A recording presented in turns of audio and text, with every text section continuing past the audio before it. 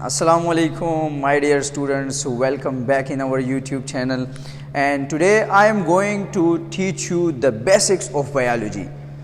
देखें, हमें बेसिक इसलिए सीखना चाहिए कि बेसिक्स अगर हमें आते हों तो हमें बायोलॉजी में लर्न करना बहुत ही ईजी होगा. So for understanding different topics, first of all we have to learn the basics of biology. So as you people know very well that cells is the basic structural and functional unit of all living organisms.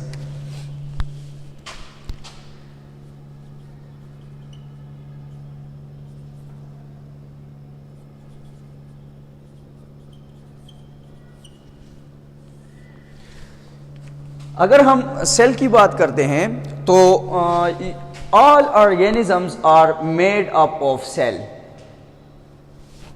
देखिए, cell को हम easily define कर सकते हैं. Sorry, इसको मैं different marker से लिख लेता हूं ताकि हाईलाइट हो. Cell is the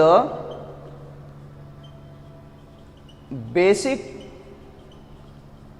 structural and functional unit of all living organisms.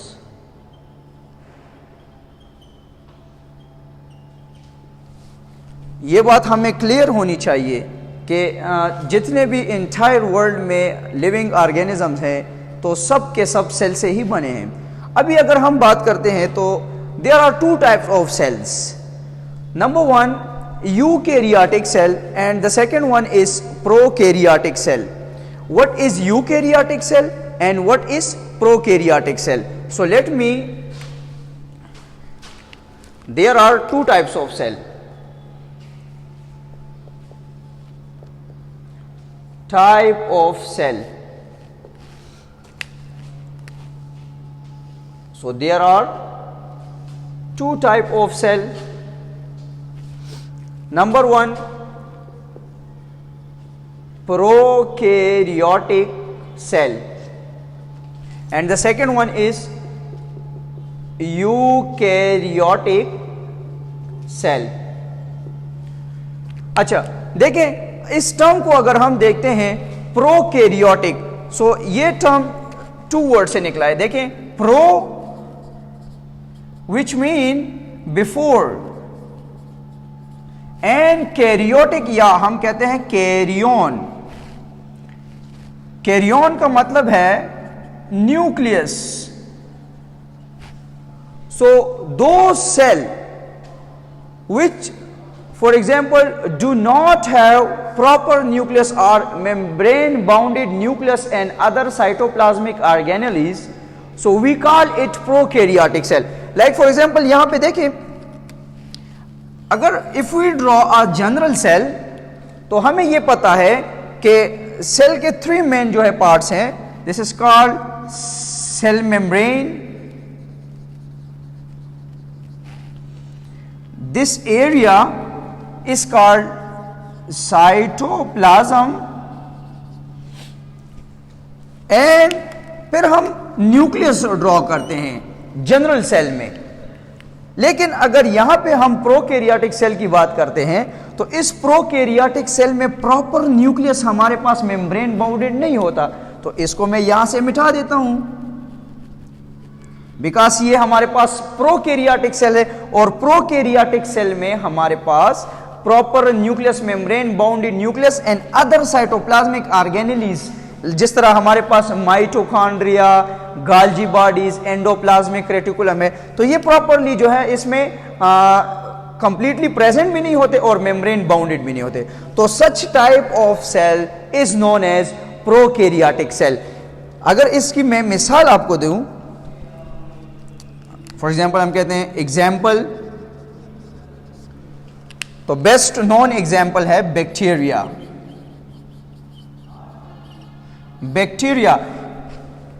Bacteria हमारे पास एक यूनिसेलुलर ऑर्गेनिजम्स है और ये हम कहते हैं कि ये प्रोकैरियोटिक ऑर्गेनिजम्स हैं.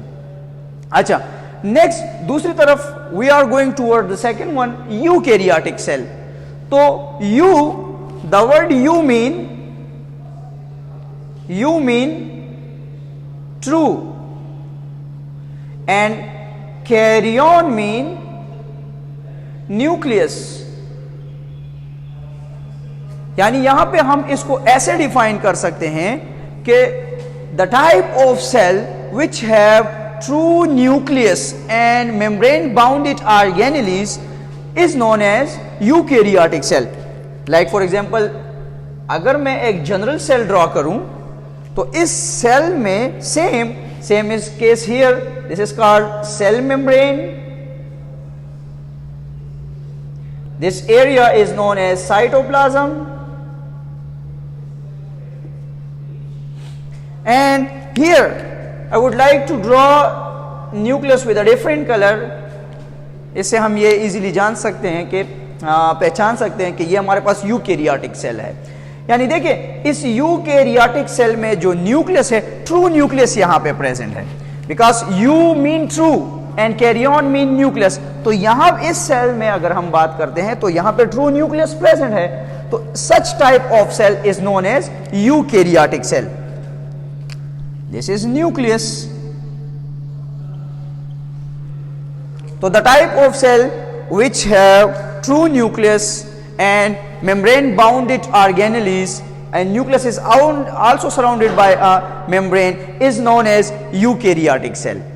Now we are going towards the second term that is very important. For example, we can say some organisms we can say are called unicellular and some are made up of multicellular. So I would also explain that these two terms as well. One is known as unicellular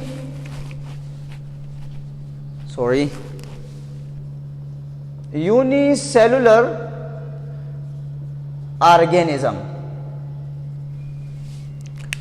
So here uni mean one and cellular is related to cell. So how can we define such term? The type of, for example, we can say organism which are made up of only one type of cell is known as unicellular organism. For example, those organisms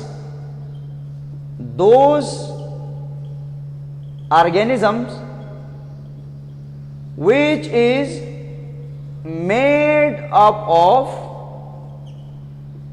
only one cell is called unicellular organism. यानी इनकी body overall only एक cell से बनी होती है. तो इसलिए हम इसको जो है बायोलॉजी में ये टर्म इस्तेमाल करते हैं यूनिसेलुलर ऑर्गेनिज्म. इसकी बेस्ट एग्जांपल हमारे पास, जिस तरह यहां पे भी मैंने बात की बैक्टीरिया, तो हम इसको यहां पे भी लिख सकते हैं. यानी एग्जांपल में हम लिख सकते हैं बैक्टीरिया. बैक्टीरिया के साथ साथ अगर हम बात करते हैं पैरामीशियम, इसके साथ साथ Plasmodium and many more organisms. Now going towards the second one, that is multicellular organism. Multicellular organism. दोस्तों यहां पे देखिए कि जिस तरह हम कंपैरिजन की तरफ जा रहे हैं, कंपैरिजन में एक यहां पे हमने बात की prokaryotic cell and the second one is eukaryotic cell. The second one is unicellular and multicellular. So यहां पे मैं इसको इरेज करूंगा क्योंकि जगह की थोड़ी सी डिफिशिएंसी आ रही है, तो यहां पे डिस्कस कर लेता हूं ये point.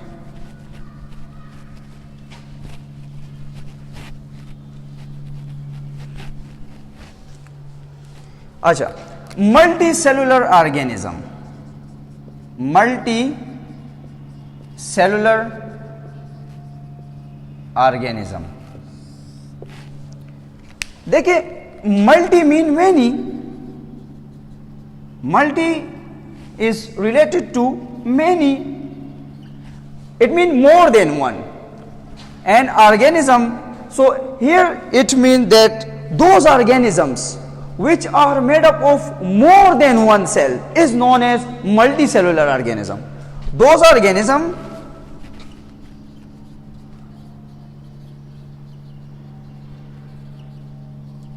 which is made up of more than one cell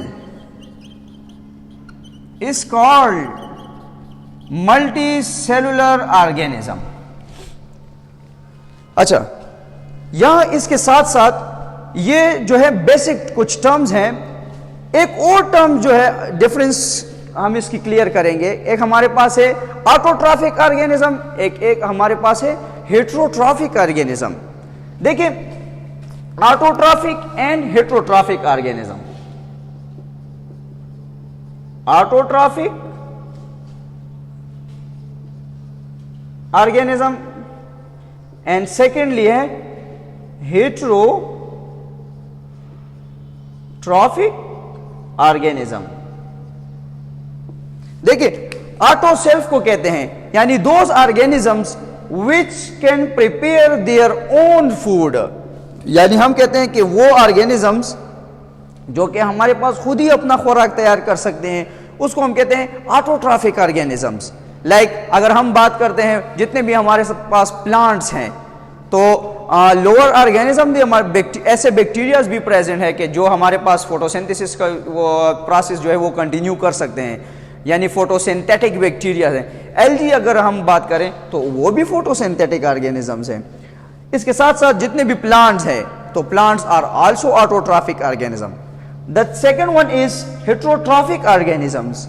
heterotrophic means यानी those organisms which can not prepare their own food, यानी वो जानदार जो हमारे पास अपना खुराक खुद तैयार नहीं कर सकते, उसको हम कहते हैं हेट्रोट्रॉफिक ऑर्गेनिज्म.